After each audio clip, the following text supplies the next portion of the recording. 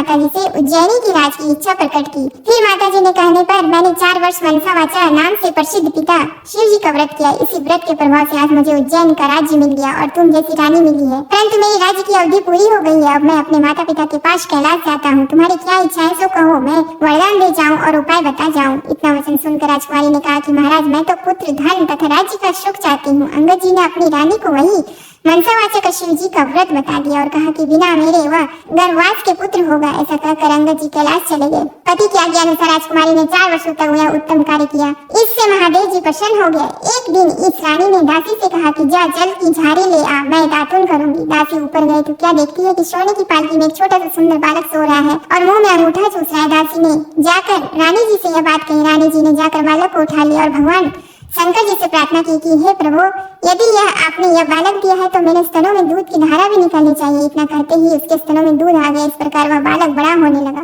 एक दिन उस बालक ने अपनी माँ से पूछा कि हे माँ, मेरे पिता कौन है और उनका क्या नाम है। तब उस रानी ने कहा कि तेरे पिता तो अंगद जी हैं और महादेव पार्वती जी तेरे दादा दादी है। तब बालक ने, जिसका नाम फुलकंवर है, अपनी माता से कहा कि इस बात को तो मृत्यु लोक में कोई नहीं मानेंगे। तब माता ने पुत्र को वही सारी कथा सुनाई कि तुम्हारे पिता अंगद जी की उत्पत्ति पार्वती जी की इच्छा व माया से हुई और महादेव जी ने उनको संजीवन किया था। शिव पार्वती के चौपड़ पाशा के खेल में झूठ बोलने से माता ने उनको श्राप दे दिया, जिससे वे कोढ़ी हो गए और उनको वन में भटकना पड़ा। तब मनसा वाचा के व्रत करने से वे भले चंगे हो गए और माता पार्वती से उनका पुनर्मिलन हो गया। अपनी माता पार्वती के कहने से तुम्हारे पिताजी ने फिर मनसा वाचा और शिव जी का व्रत किया।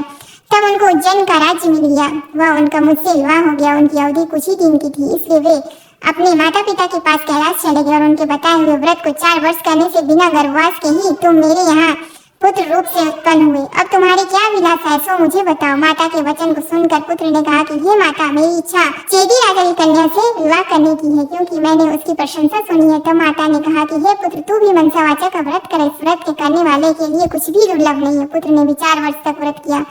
तब भगवान शंकर जी ने चेदी राजा को स्वप्न में आदेश दिया कि मेरे कहने से तू अपनी राजकुमारी को विवाह उज्जैन के राजकुमार से कर दे। चेदी राज ने भगवान शिव के वचन माने और अपनी कन्या का विवाह उज्जैन के राजकुमार से कर दिया।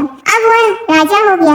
एक दिन वह शिकार खेलने वन में गया। वहाँ उसके कोई शिकार हाथ नहीं आया। भूख प्यास से व्याकुल होकर वह एक बाग में जाकर आराम करने लगा।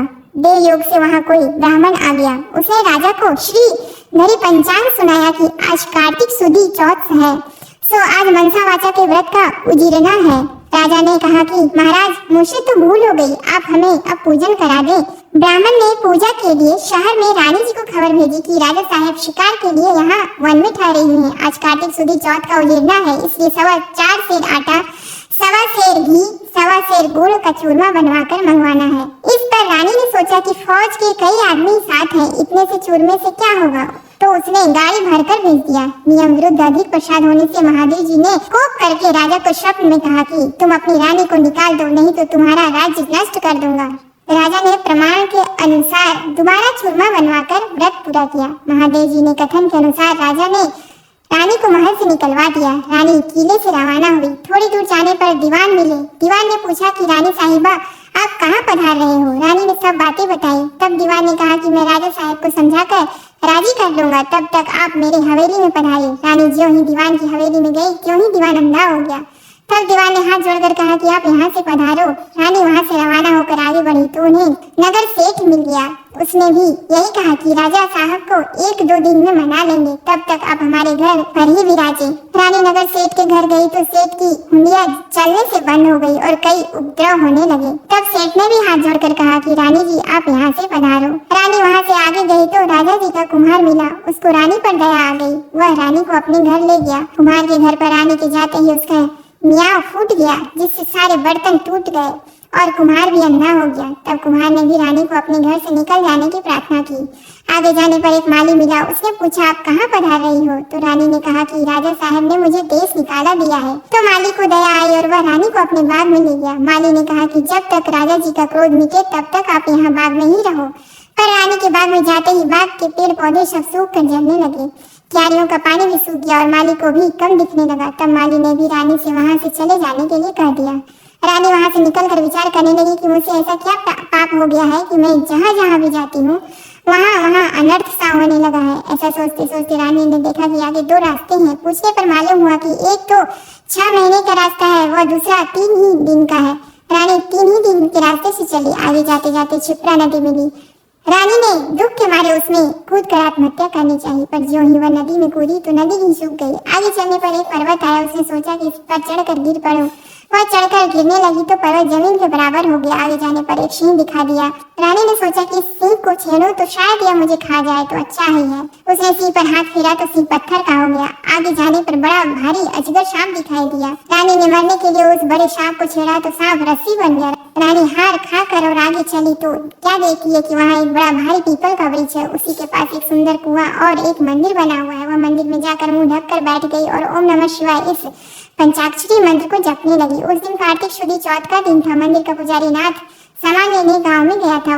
वहाँ उसको कुत्ते ने काट खाया। तब पुजारी नाथ ने विचार किया कि हमारे आश्रम में ऐसा कौन पापी आ पहुंचा है जिसके कारण ये उत्पात हो गया। मंदिर जाकर नाथ ने एक स्त्री को बैठी देखा तो कहने लगा, आज यहाँ कोई डाकिन या भूतनी आ गई है। तब रानी ने विनय पूर्वक कहा कि महाराज, मैं ना तो डाकिन हूँ ना भूतनी, मैं तो मानवी हूँ, आकाश की घेरी और जमीन की झेली हुई दुखी स्त्री हूँ। यदि आप मुझे धर्म की बेटी बनाओ तो अपना सारा भेद कहूँ। नाथ ने यह स्वीकार कर लिया और रानी ने अपना सारा भेद कह दिया और वहाँ से चलने लगी। तब नाथ ने उजीरना का एक लड्डू उसे दे दिया। लड्डू को देखते ही रानी को व्रत याद आ गया। नाथ ने भी बता दिया कि आज कार्तिक शुद्ध चौथ है। यह मनसा वाचा के व्रत का प्रसाद है। इसका नियम है कि राजा को तो वो भी अधिक प्रसाद न बनाए और गरीब हो तो भी कम न बनाए। यह एक भाग का लड्डू है। तब रानी के समझ में आ गई कि मैंने प्रसाद का चूरमा ज्यादा भेजा था, इसलिए यह महादेव जी का दोष हुआ है। ऐसा विचार कर रानी ने नाथ जी से प्रार्थना की कि हे महाराज, इस व्रत को अब मैं भी करना चाहती हूँ। तब नाथ ने कहा कि यह श्रावण शुद्ध चौथ आ रही है, इस दिन से तुम व्रत शुरू करो। फिर नाथ जी ने कुंवारी कन्या से पूरी कटवाकर उसका डोरा बना दिया। पूजन का सामान लाकर सोमवार के सोमवार व्रत और पूजन करती रही। तब कार्तिक शुद्ध चौथ आई। तब नाथ जी गांव जाकर सामान ले आए। 1.25 सेर घी, 1.25 सेर गुड़, 4.25 सेर आटा का चूरमा बनाया। चूरमा के 4 भाग किए और शिव पार्वती की मनसा वाचा पूजा की। इस तरह व्रत करते करते 4 वर्ष बीत गए तो महादेव जी महाराज ने राजा को स्वप्न में दर्शन देकर कहा कि राजन, अब तू रानी को बुलवाओ, नहीं तो मैं तेरे राज्य का नाश कर दूंगा। तब राजा ने कहा कि महाराज, अब रानी का पता लगना कठिन है, आपकी आज्ञा से ही तो उसे निकाला था। तब महादेव जी ने कहा कि हे राजन, तू 4 विश्वासी नौकरों को पूरब के दरवाजे पर भेज दे।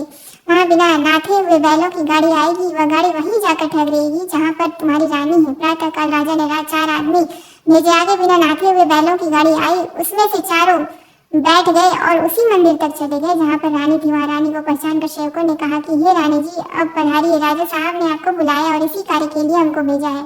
तब रानी ने नाथ जी से कहा कि मैं आपकी धर्म की बेटी हूँ, सो आप मुझे सीख देकर भेजो। तब नाथ जी ने मिट्टी के हाथी घोड़ा व पालकी बनाकर मंत्र के छींटे दिए, जिससे वे सच्चे हाथी घोड़ा पालकी बन गए। रानी ने नाथ जी से फिर कहा कि हे पिताजी, आते समय रास्ते में मेरे रहने से कई जीवों का नुकसान हो गया था, तो उनका भी उद्धार हो जाए, नहीं तो यह पाप भी मुझको ही लगेगा। तब नाथ जी ने शिव जी के निर्माल्य स्नान कराए जल की एक झाड़ी भर दी और कहा कि बेटी, तू इस जल का छींटा ओम नमः शिवाय कहकर डालती जाना तो तेरे सारे पाप निवृत्त हो जाएंगे। अब तो रानी शिव पार्वती जी को और नाथ जी को साष्टांग नमस्कार कर लेने और आए 4 सेवकों के साथ रवाना हो गई। जाते जाते वही सर्प आया। तब शिव जी से प्रार्थना करने लगी कि प्रभु, मेरे पाप से यह सर्प रस्सी बन गया था, अब यह फिर से सर्प हो जाए। ऐसी प्रार्थना कर झाड़ी के जल से उसके छींटे दिए, जिससे वह पहले के समान सर्प बन गया। आगे वही सिंह जो पत्थर का हो पड़ा था मिला, उसके भी रानी ने झाड़ी के जल से छींटे दिए तो वह भी जीवित होकर जंगल में भाग गया। आगे चलने पर वह पर्वत आया जो जमीन के बराबर हो गया था। प्रार्थना करके जल के छींटे देने से वह भी पहले जैसा पर्वत हो गया। आगे जाते जाते वही नदी आई जो सूख गई थी। रानी ने शिव जी का ध्यान कर जल के छींटे दिए, जिससे वह भी गहरे और स्वच्छ जल वाली नदी फिर से हो गई। अब रानी जी ने पालकी हाथी घोड़े से किले में भेज दिए और वह खुद उसी बाग में गई जो पहले सूख गया था। बागवान ने कहा कि रानी जी, आओ, आप क्यों आई हैं? पहले की आपने आने से यह बाग उजड़ गया था। पर रानी के समझाने पर माली ने फाटक खोला। रानी ने बाग में जाकर शिव जी का ध्यान कर झाड़ी के जल के छींटे दिए, जिससे पहले से भी अच्छा हरा भरा बगीचा हो गया। वहाँ कई कोयले बोलने लगी, नाना प्रकार के फल फूल दिखाई देने लगे और कुओं में लबालब जल भर गया। फिर रानी जी उसी कुम्हार के घर गई तो कुम्हार की आंखें खुल गई और जल के छींटे देने से मियाओं के बर्तन सोने चांदी के बन गए। कुम्हार ने कहा कि रानी जी, ये सोने बर्तन हमारे पास कौन रहने देगा? तब रानी जी ने कहा कि इनमें से 4 बर्तन राजा की भेंट कर देना। इसी तरह रानी नगर सेठ के घर गई तो उसकी हंडिया सिकरने लगी। तब व्यापार में लाभ होने लगा। तब नगर सेठ ने कहा कि अन्नदाता जी, आपके पधारने से हमारे यहाँ रिद्धि सिद्धि हुई है। इस खुशी में मैं सारी नगरी को जिमाना चाहता हूँ। सारी नगरी में ढिंढोरा पिटवा दिया जाए कि कल किसी के घर में धुआं ना निकले। जो किसी ने चूल्हा जलाया तो दंड के भागीदार हो गया। आगे रानी जी पधारी तो दीवान जी के यहाँ पहुंची। जाते ही दीवान जी की आंखें खुल गई, सब आनंद हो गया। अब रानी साहिबा किला में पधारी। राजा जी ने उनका अच्छा स्वागत किया। नगर शेठ ने सारे नगर को जिमाया और किले में जाकर रानी जी से अर्ज की कि अन्नदाता जी, अब आप भी आरोगी। रानी ने कहा कि मेरे तो आज कार्तिक शुदी चौथ का उजेड़ना है, सो किसी भूखे आदमी को जिमा कर जिमूंगी। सारे नगर के लोग तो नगर सेठ के यहाँ जिमाए। नगर में कोई भी भूखा व्यक्ति नहीं मिला। ढूंढते ढूंढते धोबी घाट पर एक अंधी भरी कोड़नी धोबन पड़ी मिली। रानी जी की आज्ञा से उसे बुलाया। रानी जी ने उसे स्नान कराया। स्नान कराते ही उसका सारा कोढ़ मिट गया। कथा सुनते ही उसके लिए स्वर्ग से विमान आ गया और बूढ़ी धोबन कथा सुनने व प्रसाद लेने मात्र से सदैव वैकुंठ चली गई। राजा रानी भी हर साल मनसा वाचा का व्रत करते रहे। वे संसार के सब प्रकार के सुखों को भोगते रहे और पुत्र को राजगद्दी देकर अंत काल में शिवलोक में चले गए। इस प्रकार मनसा वाचा भगवान शिव जी पार्वती जी के व्रत करने की बड़ी भारी महिमा है।